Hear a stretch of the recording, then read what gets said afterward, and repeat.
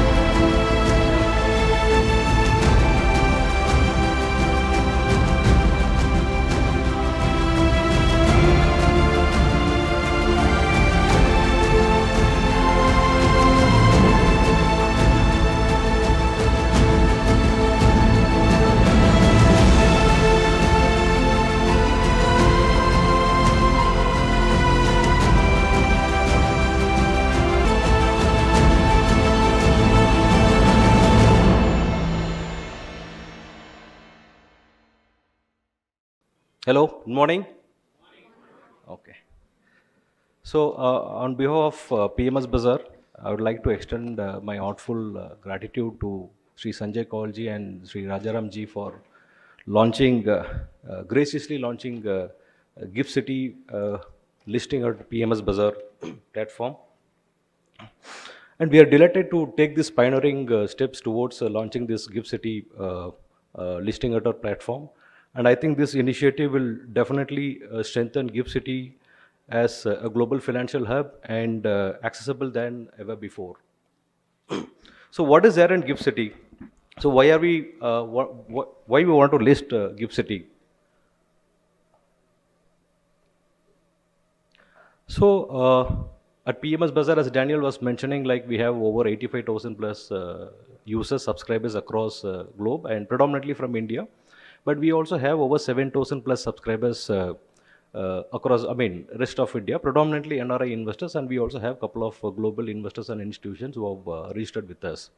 So then there was a need for us to do an event in Dubai, again focusing more of inbound funds, like where we invite Dubai NRI investors and some of the global investors also to allocate their money in India. But the traditional route is always NRI route, right? So I still remember we did an event 3 years back. That was our first edition.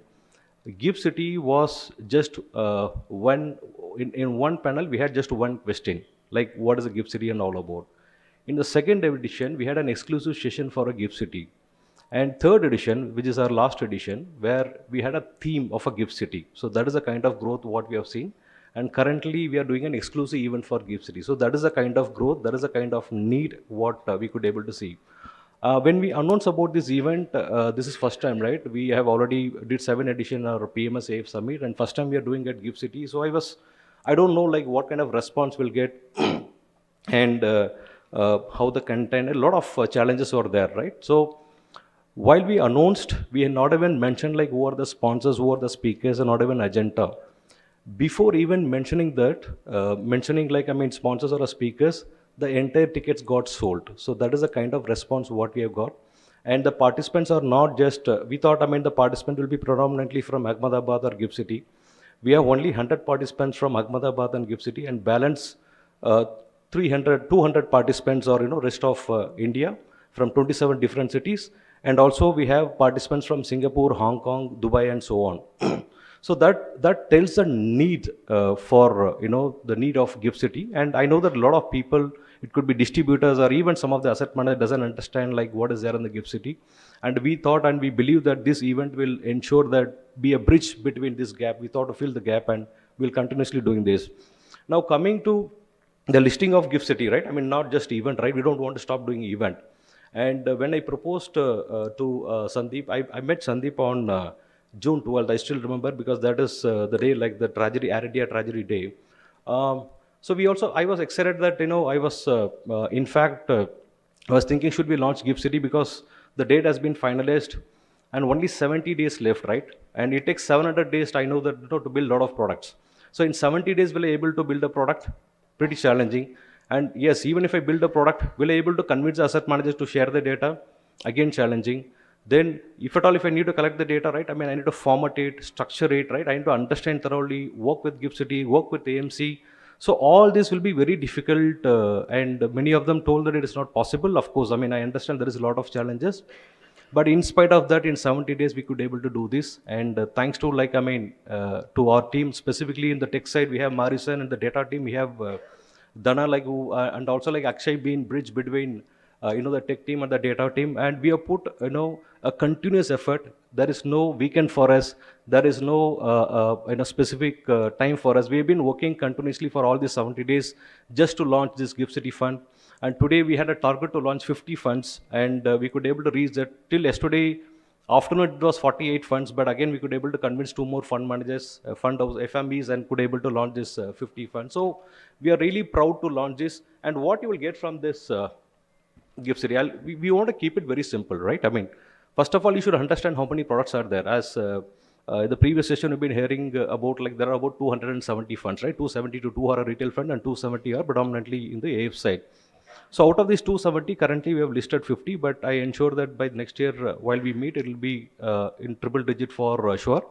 And we want to keep it pretty simple. As mentioned, we have seen that predominantly most of the AFs here are at category 3, including some of the real estate from some of the private credit fund. These are all listed under category 3. So there are very few at the category 1 and 2, and some of them are venture capital, and eventually this category also will grow.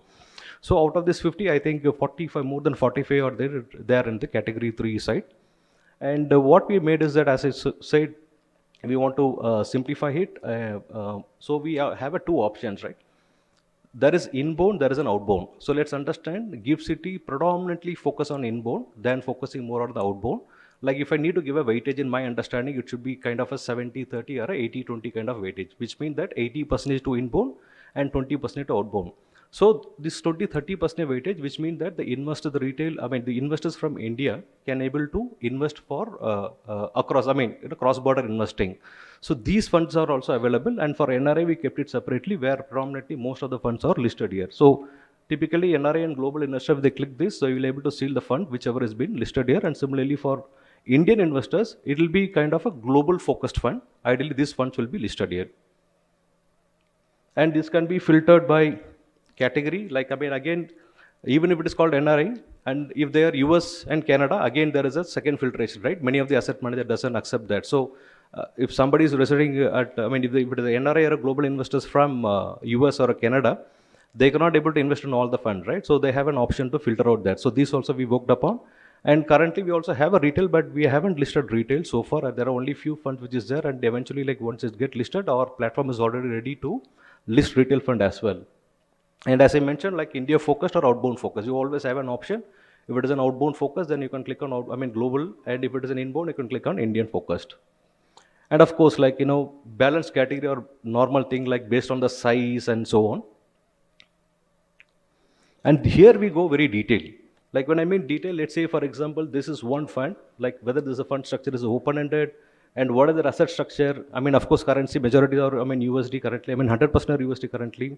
And subscription and redemption, how frequent it is, whether it's an open-ended scheme or a closed-ended scheme, when the fund is opened, and drawdown of the fund. If currently this fund has a 100% single lump sum, and if somebody is having a drawdown of say 30-40%, or it could be anything, and balance it will be mentioned here, and what are the NAV frequency and taxation and so on. In addition to this, we also keep mentioning, we also publish the fee structure. There are a couple of classes, right? You need to understand, including what are the performance fees, hurdle rate, and what is the exit option any investors will have. And also who can invest, who cannot invest, and more than that, we also given their, who is the tax advisor, trustee, so on and so forth. And for category 3, whichever fund is on the listed side, they also have a performance. This performance also listed now.